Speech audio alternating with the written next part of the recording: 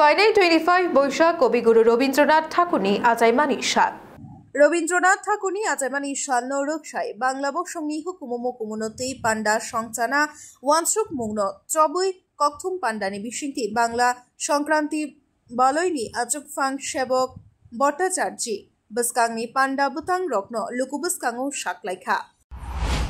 আমরা যে কারণে আজকে সাংবাদিক সম্মেলন ডেকেছি, আগামীকাল 9 মে রবীন্দ্র জন্মজয়ন্তী। আমরা যারা বাংলায় কথা বলি কিংবা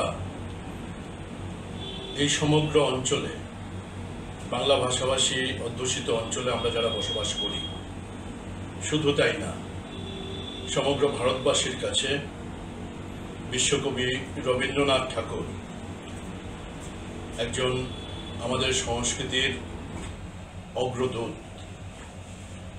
ওনার জন্মদিন আগামীকাল। এমন একটা পরিস্থিতিতে এই জন্মদিন প্রতিপালন করতে চলেছি যখন উগ্রবাদের বিরুদ্ধে গোটা দেশ একটা লড়াই করছে। এরকম পরিস্থিতিতে আমরা রবি ঠাকুরের স্বদেশ ভাবনায় প্রভাত ফেরি আয়োজন করেছি। আমাদের এখন পর্যন্ত যতখানি খবর, এই প্রভাত ফেরি একটা ঐতিহাসিক প্রভাত ফেরিতে পরিণত হতে চলেছে। এই প্রভাত ফেরি শুরু হবে রবীন্দ্র বিজড়িত উজ্জয়ন্ত প্রাসাদ, রবীন্দ্র স্মৃতি বিজড়িত উজ্জয়ন্ত প্রাসাদের সামনে থেকে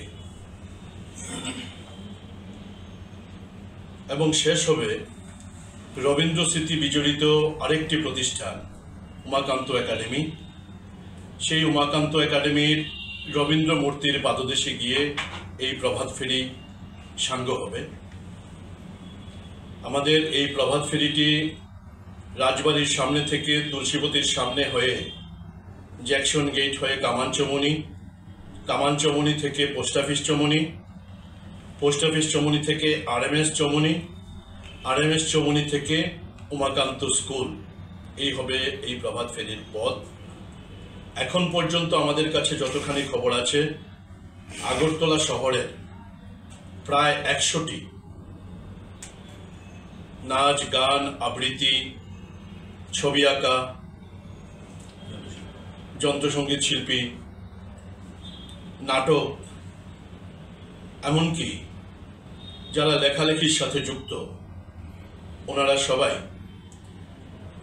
তাদের যে সংস্থাগুলো আছে, তাদের যে ছোট ছোট বড় বড় প্রতিষ্ঠানগুলো আছে, এই প্রতিষ্ঠানগুলো কালকে নিজ নিজ ব্যানারে অংশগ্রহণ করছেন এই প্রভাত ফেরিতে।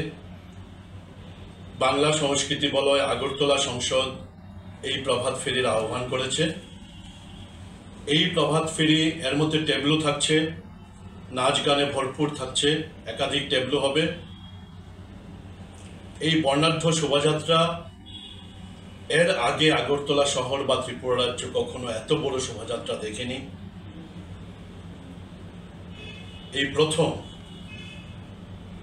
এত বিশাল শোভাযাত্রা সংগঠিত হতে চলেছে।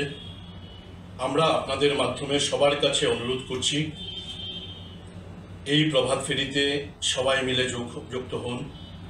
আমাদের সংস্কৃতির অন্যতম পথিকৃৎ রবি ঠাকুরের জন্মদিনকে সবাই মিলে আমরা উদযাপন করি।